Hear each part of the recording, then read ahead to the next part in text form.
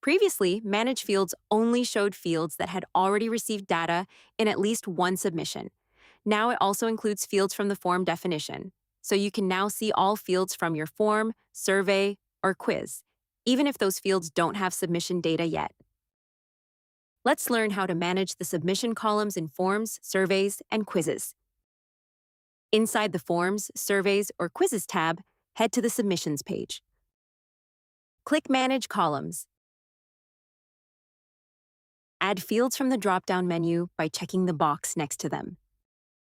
Reorganize the fields as desired, then click Apply. With this update, new fields are visible even if they haven't received any submission data yet, making your submission management experience controllable and simplifying reporting without waiting for test or live submissions. Now fields added after earlier submissions will appear in the Available Fields list, keeping your management streamlined and interpretation clear. We hope you enjoy it.